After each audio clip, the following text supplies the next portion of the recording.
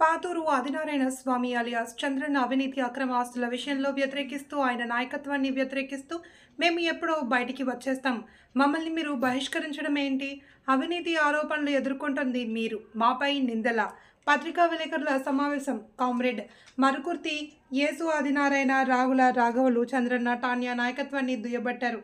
మీతో కొనసాగితే విప్లవకారుడు, మిమ్మల్ని విభేదిస్తే విప్లవ ద్రోహిన, అవకాశవాద రాజకీయాలు కట్టిపెట్టండి. సిపిఐ న్యూ డెమోక్రసీ ఉమ్మడి తూర్పుగోదావరి జిల్లా కార్యదర్శి ఎం యేసు తాను పార్టీకి తెలియకుండా అసాంఘిక చర్యలకు పాల్పడ్డానని, విప్లవ దోహినని పార్టీ నుంచి బహిష్కరిస్తున్నట్లు నిన్న చీకట్ల వెంకటేశ్వరరావు, వి చిట్టిబాబు తదితరులు విలేకరుల సమావేశం పెట్టి నాపై అబద్ధాల అసత్యాలతో కూడిన ప్రకటన చేశారు.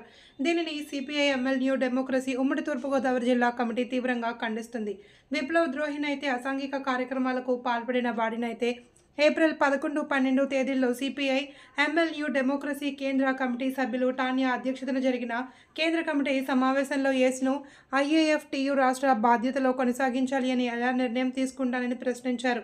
ఈ సందర్భంగా స్పష్టం చేసిన ఎం యేసు, జిల్లా కార్యదర్శి సిపిఐ ఎంఎల్ న్యూ డెమోక్రసీ ఉమ్మడి తూర్పుగోదావరి జిల్లా జగ్గంపేటలో జరిగిన విలేకరుల సమావేశంలో జిల్లా కార్యదర్శితో పాటు జిల్లా నాయకులు గుబ్బల ఆదినారాయణ, రఘువులు, బాలరాజులు తదితరులు పాల్గొన్నారు. ఈ పార్టీ అంటే ఏంటి, నిజంగా విప్లవ పార్టీయా కాదా? విప్లవ పార్టీ అయితే ఏం చేయాలా? మనకు శత్రువు ఎవడైతే ఉన్నాడో అలాంటి వాళ్ళ మీద మనం చర్య తీసుకోవాలి. కానీ మన పార్టీలో మన కార్యకర్తలు మనం చంపుకుంటూ పోతే ఎన్నాళ్ళు పడుతుంది ఈ పార్టీ? ఈరోజు కమ్యూనిస్ట్ పార్టీలో కార్యకర్తలు రావడానికి చాలా కష్టం అవుతుంది. ఎందుకని? వాళ్ళకి మినిమం 2000 ఇచ్చేవాళ్ళు, ఆ 2000 కూడా 2014 ఎవరికి ఇస్తారు? అవన్నీ కూడా అబద్ధాలు, అవి నిజం కాదండి. అది అంటే నిన్న జరిగిన దాంట్లో సంబంధించి ఆ మీద వచ్చిన ఆరోపణలన్నీ కూడా అవాస్తవం. ఎందుకంటే వాళ్ళకి నేను ముందే చెప్పాను, ఇప్పుడు కాదు 4 నెలల ముందే సమావేశం పెడితే నేను వాళ్ళకే చెప్పాను, మీకు ఏదన్నా ఆలోచన ఉంటే నా మీద ఎవరైతే పెట్టారంటే పేరు లేదండి, పెట్టిన పేరు ఆ కాగితం నాకు ఎవరట. మరి నా కాగితం నాకు ఇవ్వకుండా వాళ్ళు ఇంక్వైరీ చేస్తే నాకేం తెలుస్తుంది? నేను అప్పటికే చెప్పాను, ఇవ్వకపోయినా పర్లేదు, ఇంక్వైరీ వేసుకోండి, మీరు ఎక్కడ వేసుకుంటారో ఎవరు తీసుకుంటారో వేసుకోండి అని చెప్పాం. ఇంకా మీకు కావాలంటే పెంకేజమాల్ ఈశ్వరరావు గారు, బైరకృష్ణ గారు అనేక మంది ఉన్నారు, వాళ్ళందరినీ కూడా నా గురించి ఎంక్వైరీ చేయండి. ఎప్పుడన్నా నా సొంతానికి ఏమన్నా వాళ్ళు 10 రూపాయలు అడిగి కానీ, నా ఆఫీస్ విషయంలో కానీ, లేకపోతే పార్టీ విషయంలో కానీ అడిగి తీసుకుని పార్టీకి ఖర్చు పెట్టాం, పార్టీ ఆఫీస్ కట్టాం, పార్టీ రాజారావు సోపం కట్టాం.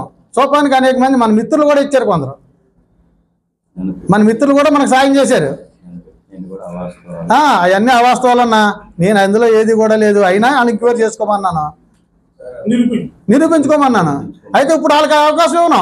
ఎందుకేమో నేను వాళ్ళ పార్టీలో లేను, వాళ్ళ పార్టీలో ఉన్నప్పుడు చేసుకోమన్నాం, చేసుకోవాలి వాళ్ళు. అప్పుడే నేను వెళ్ళిపోయి, అప్పుడే 2 నెలలు అవుతుంది నేను పార్టీ నుంచి బయటకు వెళ్ళిపోయి.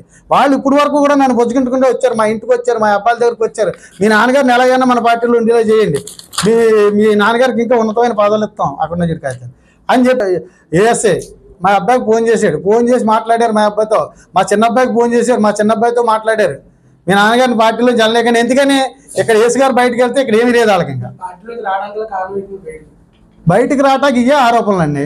తర్వాత ఏముందంటే, ఏదైతే బ్రహ్మయ్య గారిని చంపారో, బ్రహ్మయ్య ఒక దళిత నాయకుని చంపారు కనుక మనం ఈ పార్టీలో ఉంటే కరెక్ట్ కాదు. ఒక అక్రమాస్తులు సంపాదించుకున్న ఒక దళిత నాయకుని చంపారు, రేపొద్దున ఇంకొకరిని చంపుతారు, ఇప్పుడు వచ్చి 2-3 చంపారు అలాగాళ్ళు. అది కరెక్ట్ కాదనే ఆలోచనతో మేము బయటకు వచ్చేసామండి. ఒక గ్రూప్ సెంటర్లో 5 సెంట్రల్ దాంట్లో ఇల్లు ఉంది ఆయనకి, అది కూడా ఎక్కడిదే పార్టీకి సంబంధించిన స్థలం. అక్కడ పోరాటం చేస్తే ఆ టైంలో తోటగోపాలకృష్ణ గారు ఎమ్మెల్యేగా ఉండి, తోటగోపాలకృష్ణ గారు అక్కడ ఉన్న పేదవాళ్ళందరికీ పట్టిస్తే అందులో పట్టా చేసుకుని ఆ పట్టాలో ఇల్లు కట్టుకున్నాడు. ఆ ఇల్లు కట్టుకున్న కూడా అనేక రకాల సహకారం, మరి పేదవాళ్ళం కనుక అందరినీ అడిగాం, తీసి కట్టుకున్నాడు. ఆయన ఇవాళ మీ ముందు ఏం చెప్తున్నాడు, కామ్రేడ్ అంటే ఎలా ఉండాలా?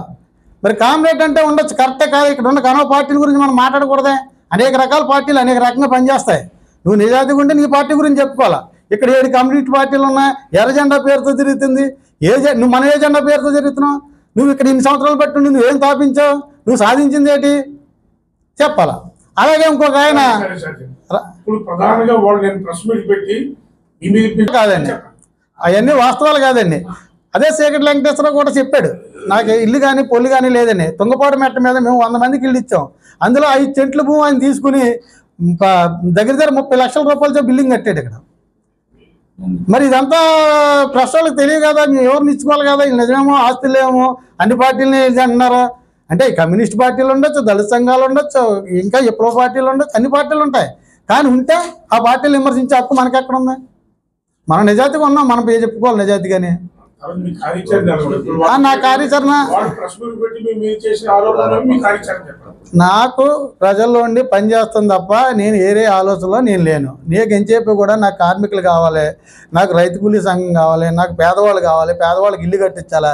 ఈవేళ ఏదైతే భగత్ సింగ్ నగర్ ఉందో, భగత్ సింగ్ నగర్లో మన మిత్రులందరూ పోయి ఎంక్వైరీ చేయండి, ఏసీ గారికి ఒక సైట్ ఉందో అక్కడ. పార్టీ వాళ్ళు కూడా తీసుకోమన్నారు సైట్ మమ్మల్ని. అయితే మనకు వద్దు, మనకి ఇల్లు ఉంది, మనం పేదోళ్ళు దాంట్లో మనం వద్దని చెప్పేసి అక్కడ ఉన్న వాళ్ళందరూ కూడా మన మిత్రులందరికీ ఎక్కువ తెలుసు, అంతా పేదోళ్ళే అక్కడ ఉన్నాడు. ఇప్పుడు ఆఫీస్ ఏదో ఉంది 20 సెంట్లు, ఆ 20 పేరు మీద రిజిస్ట్రేషన్ చేశారు. ఏమండి వృద్ధులకు ఆ భార్య పేరు మీద పెట్టమంటున్నారు. ఒకవేళ అదే విషయం జరిగితే మీరు ఏ విధంగా? అప్పుడు ప్రజలు తెలుసుకుంటారండి దాని మీద. ఆ ఆస్తి ప్రజలదే, వాళ్ళదే కాదు, మాది కాదు, ప్రజలు సంపాదించుకున్న ఆస్తి అది. ఆవేళ పెంకి మిల్లి కార్మికులు కావచ్చు, పెంకి యజమానులు కావచ్చు, అంతా కష్టపడి కాట్వాల్ బింగ్ రైతు కూలీ సంఘం వాళ్ళు వచ్చి కష్టపడి కట్టారు. ఎవరిని కూలీలు నెట్టలేదు, ఒక మేతను తప్ప. అందుకని వాళ్ళు ప్రజలే తేల్చుకుంటారండి దాని వరకు వచ్చినప్పుడు. మాకు ఆస్తులతో పని లేదండి. ఈ పార్టీ ఏంటంటే ఈ ఏరియాలో ఎక్కడెక్కడ ఉన్నాయి ఏంటని ఆలోచనతోనే ఆస్తులు సంపాదించుకున్నారు. జగ్గంపేటలో ఒక ఆఫీస్ ఉంది, రంపతాడారని ఆఫీస్ ఉంది, ఇంకా కాకినాడలో ఉంది. ఈ అన్నట్లో అసలు కమ్యూనిస్ట్ పార్టీలు ఎవరన్నా చెప్తే ఆఫీసులు ఉంటాయా అంటే? ఎందుకని మేము ప్రశ్న అయితే మనం మీటింగ్ పెట్టుకోవాలంటే ఎక్కడికి వెళ్తాం?